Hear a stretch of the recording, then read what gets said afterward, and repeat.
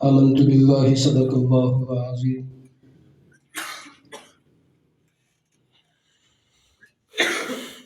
قال رسول اللہ صلی اللہ تعالی علیہ وسلم انا خاتم النبیین لا نبی بعدی او کما قال علیہ الصلوۃ والسلام صدق اللہ العظیم وصدق رسولہ النبی الکریم الامین ان اللہ وملائکتہ یصلون علی النبی یا ایھا الذین آمنوا صلوا علیہ وسلموا تسلیما۔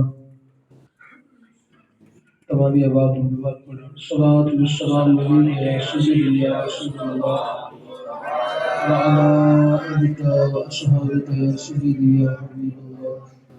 الصلاۃ والسلام علیک یا خاتم النبیین، الصلاۃ والسلام علیک یا رحمۃ للعالمین۔ وہ دلائے سبل ختم الرسول مولا کل، جس نے غبار راہ کو بخشا فروغ وادی سینہ۔ نگاہ عشق مستی میں وہی اول وہی آخر، وہی قرآن وہی فرقان وہی یاسین وہی طٰہٰ۔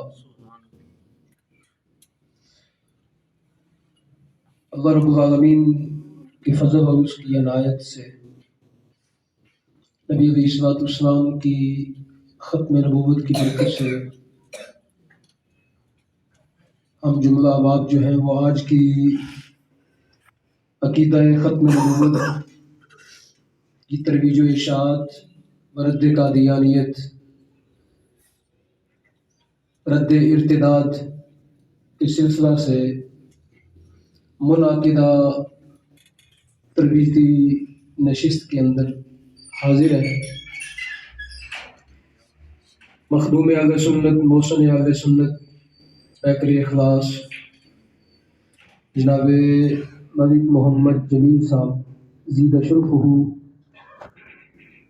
آپ کی صدارت کے اندر یہ پروگرام جو ہے وہ انعقاد پذیر ہے۔ حضرت علامہ مولانا محمد خورشید صاحب چرائی معتمد جامعہ حیدریہ رضویہ، آپ بھی تشریف فرما ہیں اور بڑا خوبصورت آپ نے بیان بھی فرمایا۔ عالمی تحریک تحفظ ختم نبوت کے سرپرست اعلیٰ الحاج الحافظ فیصل محمود صاحب نقشبندی زیدہ شرفہ، آپ بھی موجود ہیں۔ حضرت علامہ مولانا محمد عدنان جلالی صاحب دامت برکاتہم القدسیہ، جملہ اساتذہ کرام، مہمانان گرامی قدر، عزیزم طلباء کرام، علماء ذی احتشام، ائمہ، خطباء، عاشقان مصطفیٰ، غلامان ختم نبوت، جملہ احباب حاضر ہیں۔ عام روایتی انداز میں جو پروگرام ہوتے ہیں اس سے ذرا یہ ہٹ کے، یہ کوئی تقریر نہیں ہے بلکہ یہ افہام و تفہیم، سمجھنا اور سمجھانا، سیکھنا اور سکھانا، ہر دو پہلو اس کا مطمع نظر ہے۔ نبی کریم صلی اللہ تعالی علیہ وسلم ایک دفعہ مدینہ شریف کے اونچے مقام پر تشریف لے گئے۔ حضرت اسامہ بن زید رضی اللہ تعالی عنہما سے یہ حدیث مروی ہے، مشکوٰۃ شریف کے اندر موجود ہے۔ تو نبی کریم علیہ الصلوۃ والسلام نے اپنے اصحاب سے پوچھا، بتاؤ جو میں دیکھ رہا ہوں وہ تمہیں نظر آ رہا ہے؟ تو اصحاب رسول نے کہا، لا یا رسول اللہ صلی اللہ تعالی علیہ وسلم، ہمیں تو وہ چیز نظر نہیں آ رہی۔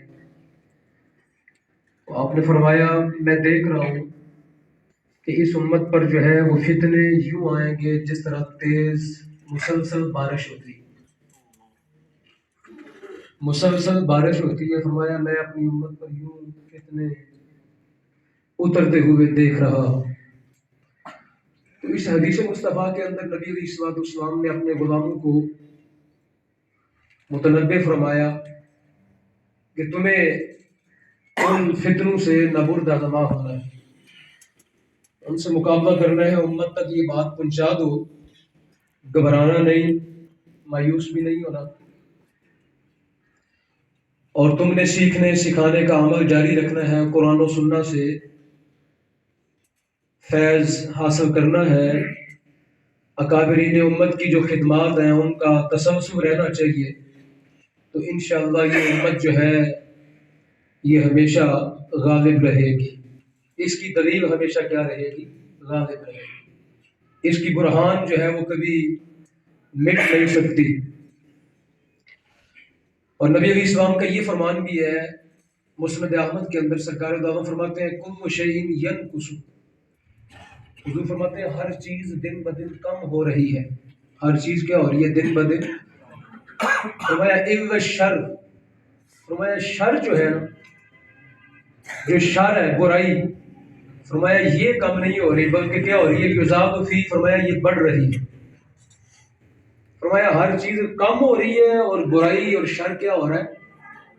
آپ اس زمانے کے اندر یہ سارے حالات دیکھ رہے ہیں کہ فتنے بھی امت پر برس رہے ہیں، بارش کی طرح ہی برس رہے ہیں، اور شر دن بدن کیا ہوتا جا رہا ہے؟ جتنا زمانہ مصطفیٰ کریم کے زمانے سے دور ہوتا جا رہا ہے، شر کیا ہوتا جا رہا ہے؟ بڑھتا جا رہا ہے، شر بڑھتا جا رہا ہے۔ اور موجودہ جو آج کی ہماری تربیت کے حوالے سے بات ہے، ارتداد بڑھتا جا رہا ہے، ارتداد، چونکہ قرآن حکیم کے اندر ہے یا ایھا الذین آمنوا من یرتد منکم عن دینہ، کہ اے ایمان والو جو کوئی تم میں سے مرتد ہو جائے، یعنی اپنے دین کو چھوڑ دے،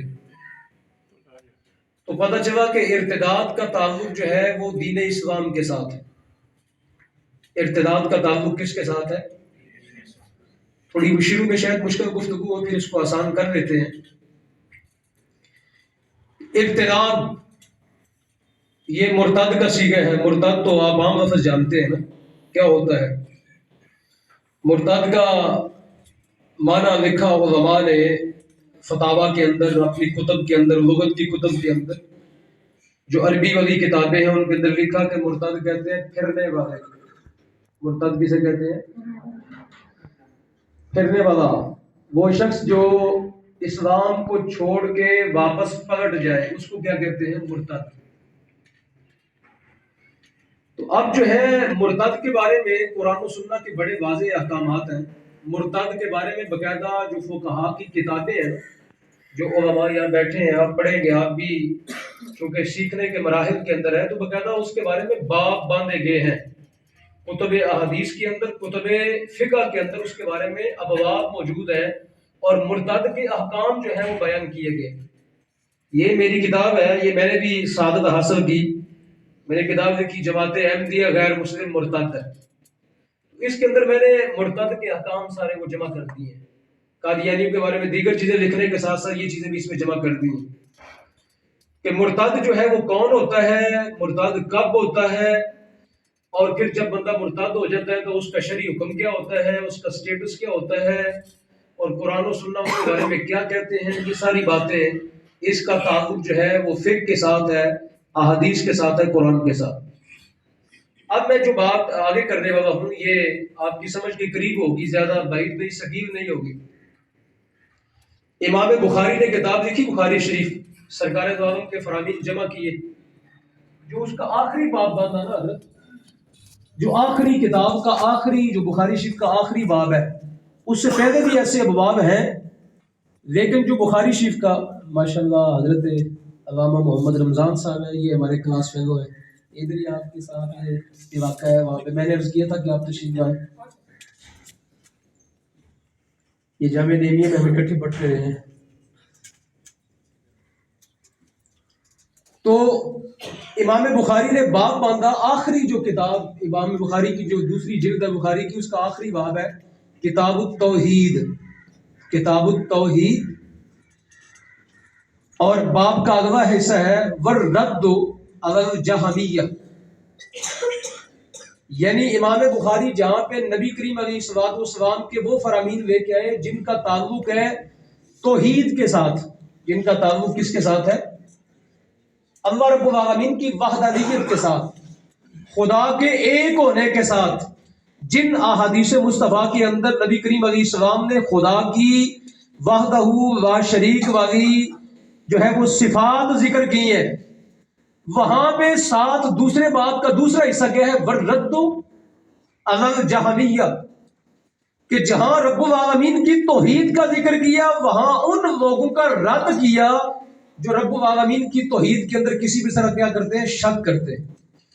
تو گویا ہمارے اکابرین کا طریقہ کار کیا ہے کہ محض کسی چیز کو ثابت نہیں کرتے، بلکہ کلمہ طیبہ کے اندر بھی کیا حصہ ہے؟ لا الہ الا اللہ۔ بات میں پہلے کیا کی؟ نفی کی، باطل کی نفی کی، بعد میں کیا کیا؟ حق کا اس بات کیا۔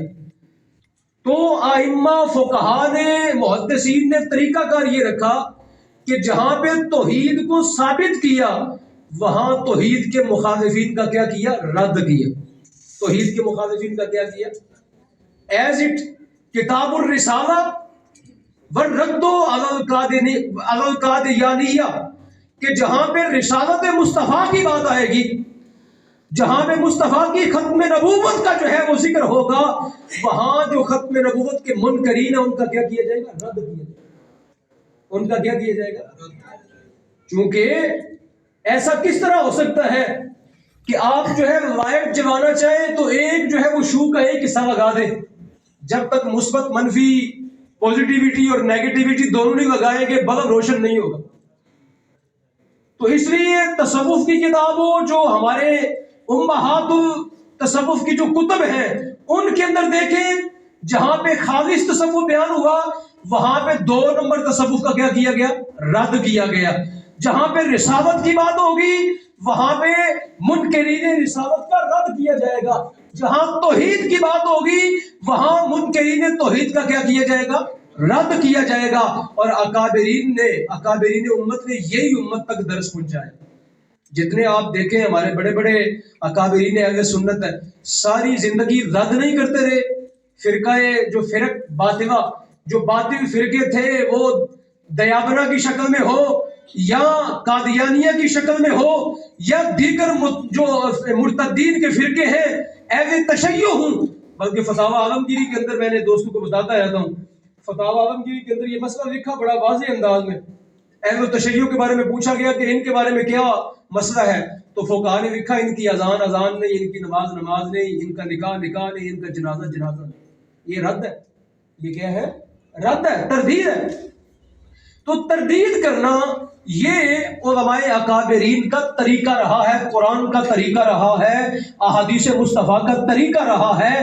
محض یک طرفہ اس بات کرتے رہنا یہ بھی بڑی بات ہے، لیکن اسلام کا پورا طریقہ ہے یأمرون بالمعروف وینہون، یعنی جہاں پہ امر بالمعروف کرو گے وہاں نہیں ہے منکر بھی کرو۔ یہ اسلام کا پورا جو ہے وہ طریقہ ہے، جہاں پہ اللہ کی وحدانیت کو ثابت کرو گے وہاں جو اللہ کی وحدانیت کے منکر ہیں ان کے بارے میں بتاؤ گے کہ یہ منکرین توحید ہے۔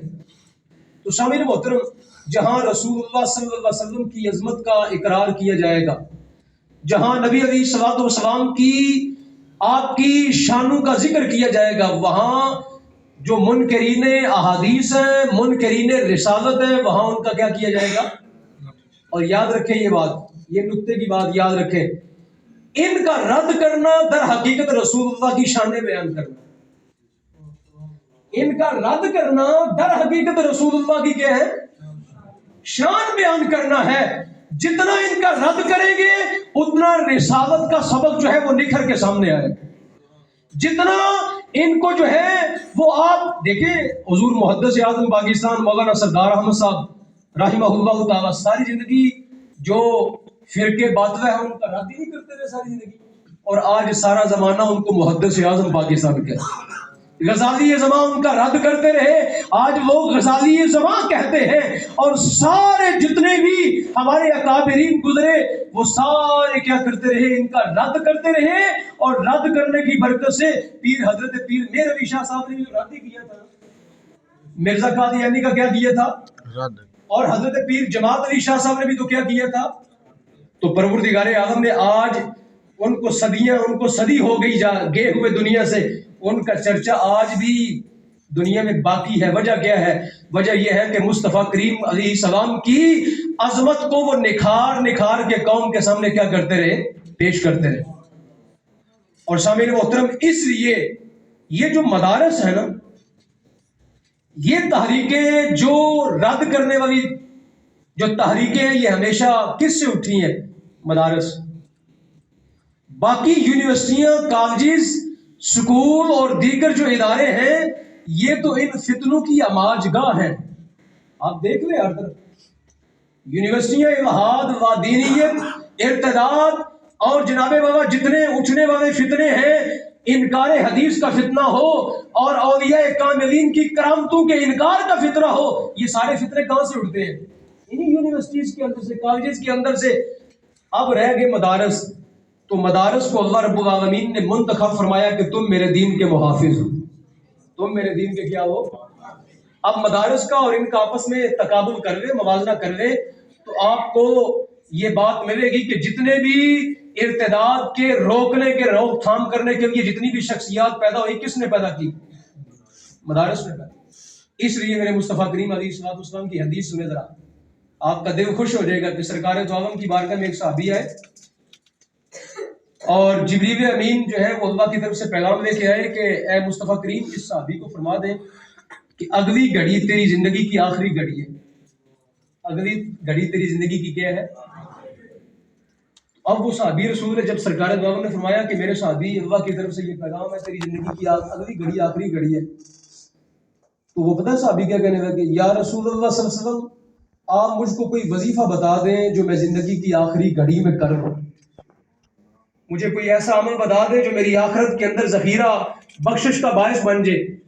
تو میرے مصطفیٰ کریم علیہ السلام نے دیکھیں کیا مصطفیٰ کریم علیہ السلام نے درس دیا، فرمایا میرے صحابی اشتغل بالتعلم، فرمایا میرے صحابی اللہ کا دین سیکھنا شروع کر دے، یہی سب سے بڑا وظیفہ۔ اشتغل بالتعلم، فرمایا اللہ کا دین سیکھ، یہ کائنات کا کیا ہے؟ اور زندگی کی آخری گھڑی کا جو وظیفہ ہونا چاہیے وہ علم دین کو سیکھنا۔ اور امام بخاری ایک حدیث لے کے آئے ہیں جس کے اندر فرماتے ہیں انما العلم بالتعلم، فرماتے ہیں علم سیکھے بغیر نہیں آتا، علم سیکھے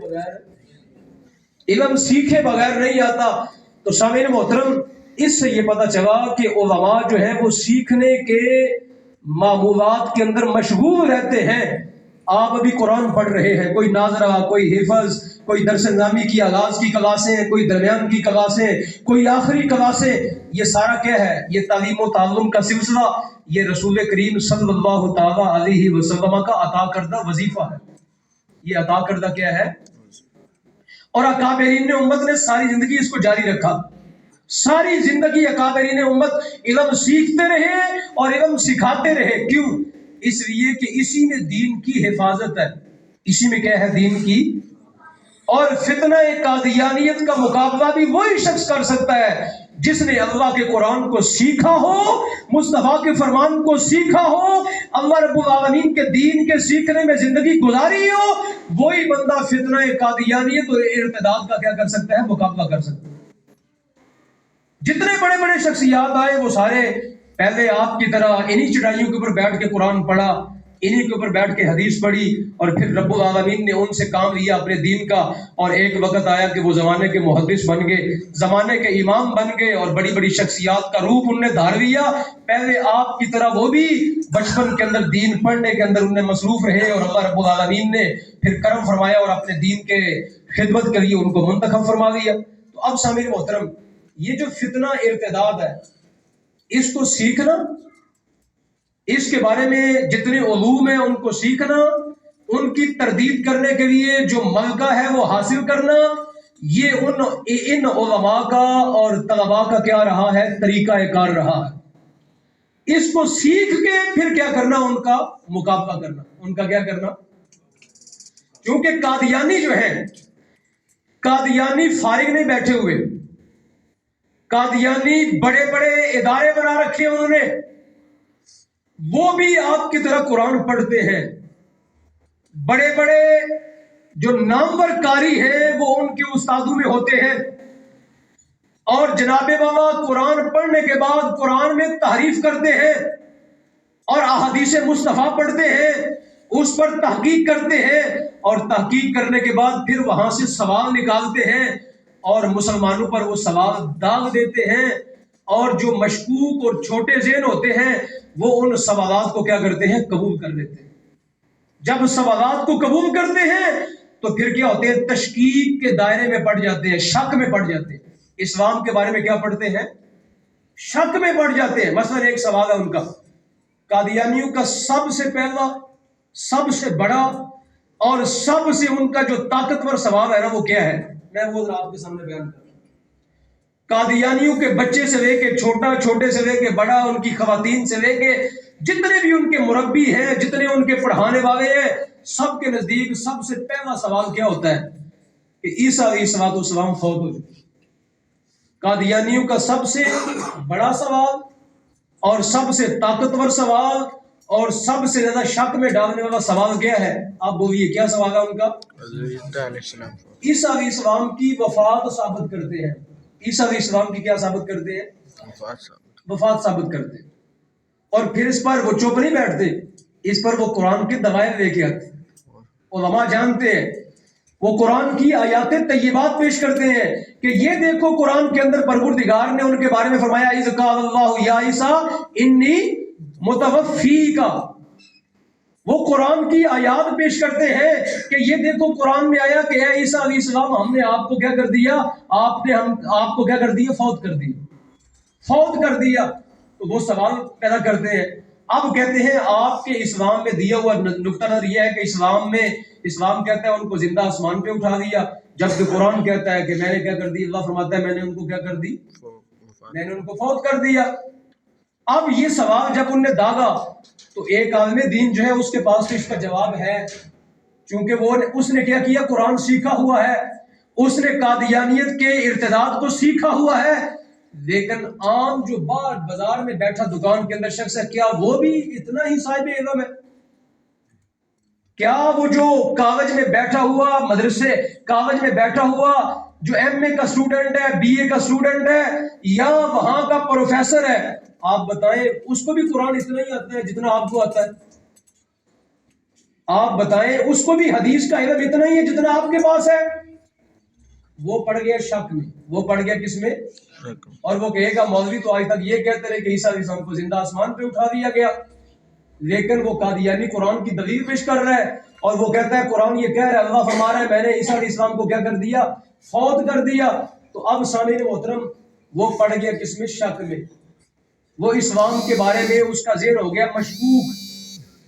اس کے بعد جب قادیانی نے اور دلیلیں پیش کی اس پر کہ عیسیٰ علیہ السلام کے بارے میں مرزا قادیانی نے لکھا اپنی کتابوں کے اندر کہ فوت ہو چکے ہیں، اور اس نے ان کی قبر بھی ثابت کر دی ہے. وہ کہتا ہے ان کی قبر سری نگر کے اندر، اپنی کتابوں میں لکھا اس نے. وہ کہتا ہے ان کی قبر سری نگر کے اندر ہے، ایک کتاب میں لکھتا ہے ان کی قبر ملک شام کے اندر ہے. اچھا، جب وہ شک میں ڈال دے گا، اب اگلی بات جو کرے گا نا خطرناک، اس سے بھی خطرناک بات ہے، وہ ہے وہ کہتا ہے جب اگلے بندے کو مشکوک کر لیا کہ عیسیٰ علیہ السلام فوت ہو چکے ہیں، تو اب اگلا حملہ کرے گا، کہے گا جب عیسیٰ علیہ السلام فوت ہو گئے ہیں تو جو مرزا قادیانی ہے یہی مسیح موعود ہے. یہی کیا ہے؟ مسیح موعود ہے. موعود کا معنی کیا ہوتا ہے؟ علماء جانتے ہیں اس کا معنی لوٹ کے آنے والا. یعنی وہ عیسیٰ علیہ السلام جو آسمان پہ چلے گئے یا کسی بھی جگہ ان کے مطابق چلے گئے، کہتے ہیں مرزا قادیانی کی شکل میں وہ واپس آ گئے. مرزا قادیانی کی شکل میں کیا آ چکے ہیں؟ وہ واپس آ چکے ہیں. اب کیا کیا؟ ان کے نزدیک سب سے بڑا ہتھیار اسلام پر حملہ کرنے کا، عیسیٰ علیہ السلام فوت ہو گئے، اور جب فوت ہو گئے تو اب جو ہے ثابت کیا کہ مرزا قادیانی ان کی جگہ پر نبی بن کے آیا. جب وہ اپنی نبوت منوا لے گا ایک عام بندے سے تو اب کیا کہے گا؟ جب کوئی بندہ اس کی نبوت کے دھوکے میں آ جائے گا تو اب کیا کہے گا؟ جب یہ نبی بن گیا تو نبی کو اختیار ہوتا ہے وہ ہر بات کرے، اور نبی اللہ کا نمائندہ ہوتا ہے، اور نبی یہ کہہ سکتا ہے کہ جہاد جو ہے میں نے بند کر دی ہے.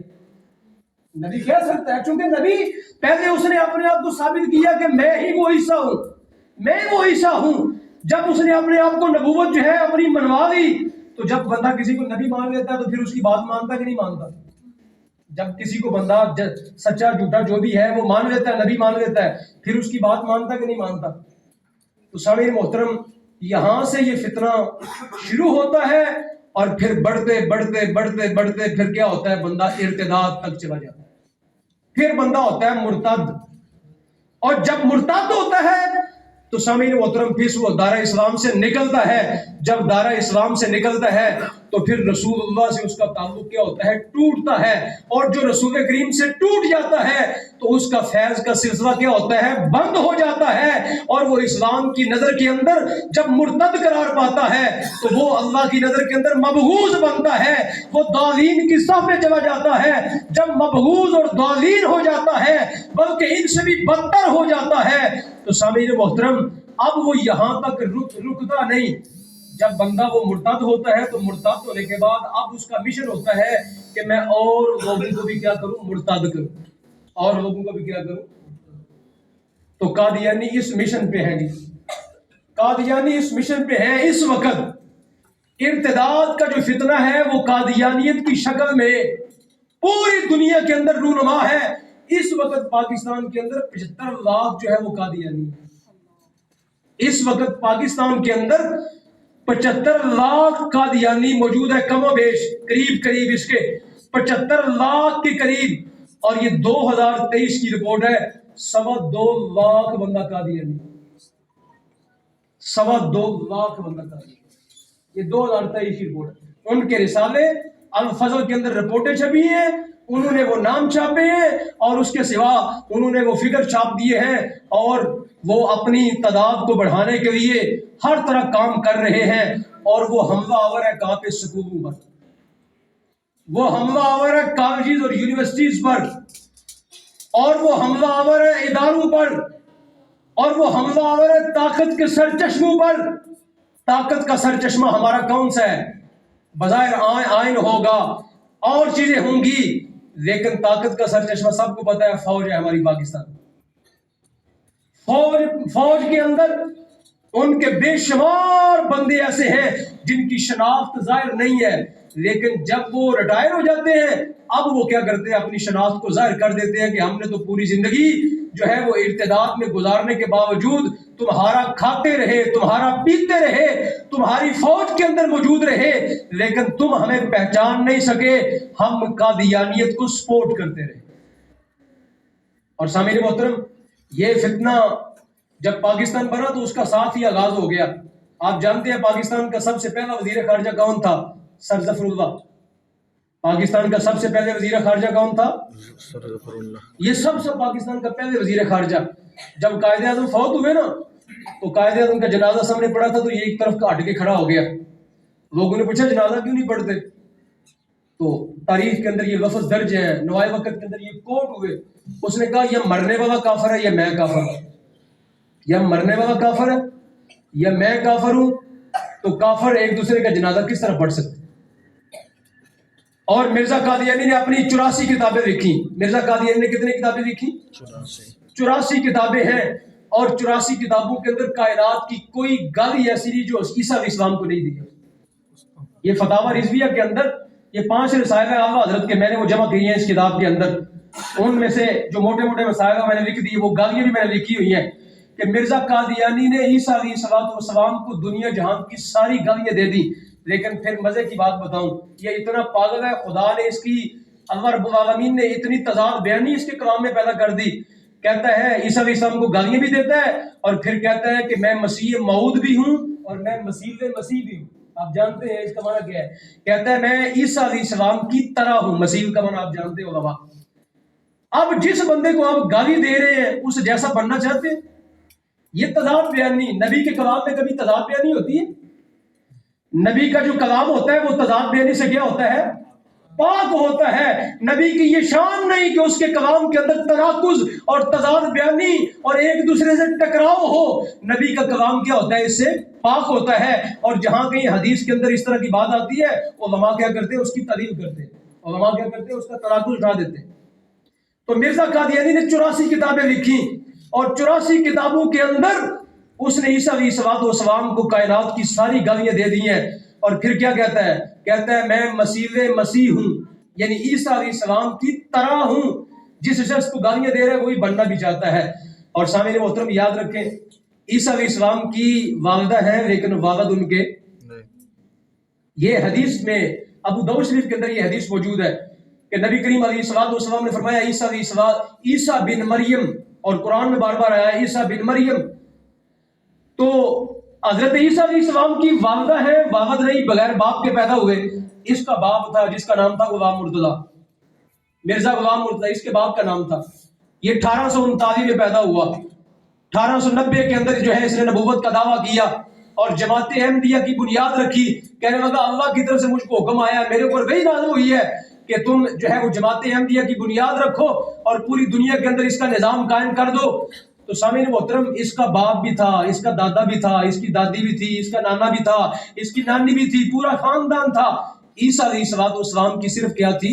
ماں تھی، اور ماں کی آگے پھر ان کی والدہ نانی تھی، سارا کچھ، ان کا باپ نہیں تھا۔ اس نے ایک گستاخی یہ کی کہ عیسیٰ علیہ السلام کے باپ کا نام بھی لکھا اپنی کتاب میں، کہتا ہے ان کے باپ کا نام ہے یوسف۔ ہاں، اپنی کتابوں میں لکھا کہ ان کا نام کہتا ہے یوسف بڑھئی، یوسف لوہار۔ یعنی مطلب کیا ہے کہ جس طرح یہودیوں نے حضرت مریم پر تہمت لگائی، الزام لگایا، ان کو بد کردار ثابت کرنے کی کوشش کی، یہ منوں یہودیوں کے طریقے پر چلتا ہوا حضرت مریم کا خامد ثابت کرتا ہے، اور حضرت عیسیٰ کا کیا ثابت کرتا ہے؟ باپ ثابت کرتا ہے۔ اب بتائیے، حضرت عیسیٰ کے باپ کو ثابت کرنا یہ قرآن کا انکار نہیں ہے؟ یہ قرآن کا انکار ہے کہ نہیں؟ اب میں ذرا بتانے لگا ہوں کہ جناب والا، اگر کوئی ضروریات دین میں سے ایک چیز کا منکر ہو نا، علماء جانتے ہیں وہ کیا ہو جاتا ہے؟ مرتد۔ وہ کیا ہوتا ہے؟ مرزا قادیانی اور جو اس کی جماعت ہے، میں نے اس کا نام رکھا ہے جماعت مرتدین۔ جماعت احمدیہ وہ اپنے آپ کہتے ہیں، لیکن ہم اس کو جماعت مرتدین کہتے ہیں۔ مرزا قادیانی اور جماعت مرتدین کے اندر ایک طرح کا ارتداد نہیں ہے۔ یہ قرآن کے بھی منکر ہے، یہ حضرت مریم پر تہمت لگاتے ہیں، یہ رسول کریم کی ختم نبوت کو داغدار کرتے ہیں، یہ کبھی ذلی نبی کبھی بروزی نبی کا روپ دھار لیتا ہے، اور ایک اپنی کتاب میں اس نے یہ لکھ دیا، اس کی کتاب ہے، میں علماء کے لیے بیان کر رہا ہوں کہ اس کی 84 کتابیں ہیں۔ اب قادیانیوں نے ساری 84 کتابیں جمع کر کے نا تو ایک چھاپ دی ہے جس کا نام رکھ دیا روحانی خزائن۔ 33 جلدوں کے اندر انہیں چھاپ دی ہے۔ یہاں میں مدد صاحب سے کروں گا، اس ادارے میں وہ کتاب ہونی چاہیے، اس لیے نہیں کہ اس کو کوئی متبرک کتاب ہے، مبارک کتاب ہے، اس لیے کہ علماء کو آشنائی ہو، علماء اس سے دلائل لے، اور دلائل کو مستحضر کرنے کے بعد جو یہ بیان ہے، یہ دروس ہیں، یہ تربیتی نشستیں ہیں، اس کے بیانات کو پڑھ کے تو لوگوں کو کیا کریں، بتائیں کہ یہ کتنا بڑا مرتد ہے۔ وہ کتاب ہونی چاہیے ادارے کے اندر، روحانی خزائن۔ میں نے اس کا نام رکھا ہے شیطانی خزائن۔ ظاہر روحانی کس طرح ہو سکتی ہے؟ جس میں رسول کریم کی ختم نبوت کا انکار ہو، جس میں موسیٰ علیہ السلام کے اوپر تہمت ہو، عیسیٰ علیہ السلام پر تہمت ہو، جس میں اللہ رب العالمین کی توہین ہو، جس میں ایک اور بات کروں یہاں پہ، آج ہمارے علماء کے اندر ایک مسئلہ نزاعی بنا ہوا ہے کہ جلالی صاحب نے حضرت فاطمہ الزہرا کے بارے میں خطا کا لفظ استعمال کیا۔ یہ سارے علماء کے اندر، طلباء کے اندر معروف ہے، اور جتنے سادات ہیں وہ سارے اکٹھے ہو گئے اس مسئلے کو سارے کو روکنے کے لیے۔ میں ان کو عرض کرتا ہوں، جملہ سادات کرام کو ہاتھ باندھ کے عرض کرتا ہوں، مرزا قادیانی نے جتنی گستاخی حضرت فاطمہ الزہرا کی ہے آپ سوچ نہیں سکتے۔ اس کے خلاف کیوں نہیں بولتے آپ؟ بڑے بڑے جتنے بھی آستانے ہیں ان کی آواز بھی بڑی مؤثر ہے، ان کے مریدین بھی لاکھوں کے اندر ہے، ان کو مرزا قادیانی کی وہ گستاخی نظر کیوں نہیں آتی؟ ایک اپنی کتاب میں حضرت جی لکھتا ہے، یہ ایک اپنی کتاب میں لکھتا ہے، کہتا ہے حضرت فاطمہ الزہرا میری خواب میں آئی اور میں ان کی ران پر سر رکھ کے سو گیا۔ یہ گستاخی نہیں ہے؟ یہاں کیوں نہیں بولتے علماء؟ پر جلتے ہیں بولتے ہوئے۔ اس کے سوا جو اس نے گستاخیاں کی حضرت حسنین کریمین کی، حضرت فاطمہ الزہرا کی، مولا کائنات کی، اصحاب رسول کی، خلفائے راشدین کی، اور امہات المومنین کی، آپ جانتے ہیں کہ مرزا قادیانی کی جو بیویاں ہیں اس نے آرڈر جاری کیا، اس نے کہا میری بیویوں کو امہات المومنین لکھا جائے، اور ساری قادیانی جماعت آج اس کی بیویوں کو کیا لکھتی ہے؟ حضرت جی کیا لکھتے ہیں؟ امہات المومنین۔ جس طرح رسول کریم کی بیویاں ہیں نا جن کو قرآن نے امہات المومنین کہا، مرزا قادیانی کی بیوی کو بھی اپنے لٹریچر کے اندر امہات المومنین لکھا جاتا ہے، اور اس نے کہا میری بیٹیوں کو کیا لکھا جائے؟ بنات رسول لکھا جائے، میری بیٹیوں کو بنات رسول لکھا جائے۔ اور اس نے کیا لکھا؟ اس نے کہا جو میرے بعد میں خلیفہ آئیں گے ان کو خلیفہ راشد لکھا جائے، ان کو خلیفہ راشد لکھا جائے۔ اب سامعین محترم اس طرف جو ہے وہ توجہ کیوں نہیں جاتی؟ اور یہاں ایک بات بھی روک کے عرض کرنا چاہوں گا، یہ تفکر کے لیے، تدبر کے لیے، کہ جو روحانیت کے بڑے بڑے آستانے ہیں، سچی روحانیت کے جو بڑے بڑے آستانے ہیں، اگر ان کی روحانیت کو کوئی داغ کرے تو روحانی خانوادوں کو کھڑا ہونا چاہیے کہ نہیں ہونا چاہیے؟ حضرت جی جب ایک غلط بندہ اپنی شیطانی لٹریچر کو کہتا ہے کہ یہ روحانیت ہے، یہ روحانی خزائن ہے، یہ روحانی خزانے ہیں، تو پھر جب ان کی روحانیت پہ ڈاکہ پڑ رہا ہے تو یہ آواز تو اٹھنی چاہیے نا آستانوں سے کہ یہ روحانی نہیں ہے، یہ شیطانی خزائن ہے۔ کتنے آستانے ہیں جو اس حوالے سے کام کر رہے ہیں؟ یہ لمحہ فکری ہے حضرت۔ جب آپ کی روحانیت کو کوئی بندہ داغدار کرتا ہے اور اپنے لٹریچر کو روحانی خزائن کے نام سے چھاپتا ہے اور پوری دنیا میں پہنچاتا ہے، پورے جو ہے جتنے بھی سوشل میڈیا کے ذرائع ہیں ان سب پر یہ کتاب فری مل جاتی ہے، آپ ڈاؤن لوڈ کر سکتے ہیں، ان کے اندر یہ کتاب موجود ہے، اور پوری دنیا کی یونیورسٹیوں میں لوگ یہ کتابیں پڑھتے ہیں اور قادیانی ہوتے ہیں۔ تو روحانی جو آستانے ہیں سچے، وہ اس طرح متوجہ کیوں نہیں ہوتے؟ کیوں نہیں وہ اپنے حصے کا کام کرتے؟ جس طرح حضرت پیر صاحبزادہ پیر عتیق الرحمان مولانا شاہ احمد نورانی صدیقی، حضرت عبدالستار نیازی مجاہد ملت، حضرت ابو حسنات قادری اور حضرت خلیل احمد قادری، جن لوگوں نے سزائے موت کی کوٹریوں کے اندر زندگی گزاری ہے، آج کے آستانے اور آج کے مشائخ طریقت کیوں نہیں قادیانیوں کے خلاف تحریک اٹھاتے؟ تو سامعین محترم میں یہ باتیں آپ سے درد دل کے ساتھ کر رہا ہوں کہ آپ علماء بن رہے ہیں، آپ فضلاء بن رہے ہیں، آپ نے دین کے اس قلعے سے بہت سا دین سیکھ کے تو فتنوں کا کیا کرنا ہے؟ مقابلہ کرنا ہے۔ اور آج کا سب سے بڑا فتنہ ارتداد ہے۔ فتنہ یہ کیا ہے؟ دیکھیں نا، 2.25 لاکھ بندہ جب قادیانی ہو رہا ہے تو آپ کیا سمجھ رہے ہیں 2.25 لاکھ بندہ وہ کہاں سے قادیانی ہوا؟ آپ کیا کرتے ہیں خیال کو ڈڈیال کے اندر اس کا کوئی فرد نہیں ہوا ہوگا، میرپور کے اندر کوئی نہیں ہوگا، گجرات کے اندر کوئی نہیں ہوگا، اسلام آباد کے اندر کوئی نہیں ہوگا، اور پنڈی کے اندر کوئی نہیں ہوگا۔ وہ زیر زمین بھی کام کرتے ہیں، وہ زمین کے اوپر بھی کام کرتے ہیں، اور ساری انتظامیہ کیا کرتی ہے؟ ان کو سپورٹ کرتی ہے۔ ساری انتظام ہمارے گجرات کے اندر، خود ہمارے گجرات کے اندر جہاں میرا ادارہ ہے، میرے ادارے کے تھوڑا فاصلے پر ڈی سی آفس ہے، اور ڈی سی آفس کی دیوار کے ساتھ جو ہے 10 کنال کا ناصر ہال سینٹر بنا ہوا ہے۔ آپ کبھی گجرات گئے ہوں، کامروی سرکار جو دربار شریف ہے، ان کے دربار کے متصل جو ہے وہ 10 کنال کا قادیانی ناصر ہال سینٹر بنا ہے، وہاں جمعہ بھی ہو رہا ہے، اور اگر ہم وہاں کوئی حرکت کرتے ہیں تو A+ ان کی سیکیورٹی ہے قادیانیوں کی، اور ڈی سی جو ہے فوری متحرک حرکت میں آ جاتا ہے اور ان کو بچانے کے لیے اپنا کام شروع کر دیتے ہیں، اوپر سے لے کے نیچے تک پوری مشینری کو آگ لگ جاتی ہے۔ حالانکہ ہمارا ملکی آئین یہ کہتا ہے، ہمارے ملکی آئین کے اندر اتنا کچھ لکھا ہے کہ قادیانی ماشاء اللہ کا لفظ بھی استعمال نہیں کر سکتا۔ ہمارا جو آئین ہے نا 1984 کے اندر جو امتناع قادیانیت آرڈیننس آیا ضیاء الحق صاحب کے دور میں، یہ ان کا کارنامہ ہے کہ انہوں نے امتناع قادیانیت آرڈیننس جاری کیا 1984 کے اندر۔ اس کے اندر یہ لکھا ہے قادیانی کلمہ نہیں پڑھ سکتے، قادیانی ماشاء اللہ نہیں کہہ سکتے، قادیانی لا الہ الا اللہ محمد رسول اللہ کہیں تو ان پہ 295 سی لگتا ہے۔ ان پہ کیا لگتا ہے؟ 295۔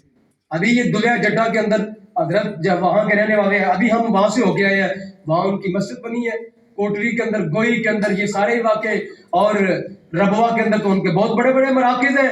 اور وہ رسول کریم جب ان کی کتابوں میں لکھا ہے، کلمۃ الفصل ایک کتاب ہے ان کی، مرزا قادیانی کی، یہ بیٹے کی کتاب مرزا بشیر الدین محبوب، وہ لکھتا ہے کہتا ہے جب ہم کہتے ہیں نا لا الہ الا اللہ محمد رسول اللہ، تو کہتا ہے محمد سے مراد قادیانی، مرزا قادیانی اس سے ہوتا ہے. محمد رسول اللہ سے مراد، چونکہ مرزا قادیانی نے اپنی کتاب میں لکھا ہے کہ میں محمد بن کے آ گیا ہوں، ایک کتاب میں لکھتا ہے میں محمد سے بھی بڑھ کے شان والا ہوں. ہاں بے شک آپ جو ہے نا ایک عام بندے کا یہ ہے کہ وہ اس پہ استغفار کرے، لیکن علماء کا کام ہے اس کی تردید کرنا. عام بندہ جو ہے ان باتوں کو سن کے ہمیں بھی ڈر لگتا ہے یہ باتیں بیان کرتے ہوئے، لیکن میرے مصطفیٰ کریم علیہ السلام نے چونکہ خود فتنوں کی طرف متوجہ فرمایا، اور سرکار نے فرمایا میری امت میں 30 کذاب اور دجال آئیں گے، میری امت میں 30 کذاب اور دجال آئیں گے، اور ہر ایک کا دعویٰ ہوگا کہ میں نبی ہوں، اللہ کا رسول. فرمایا نا یہ سارے کے سارے جھوٹے ہوں گے.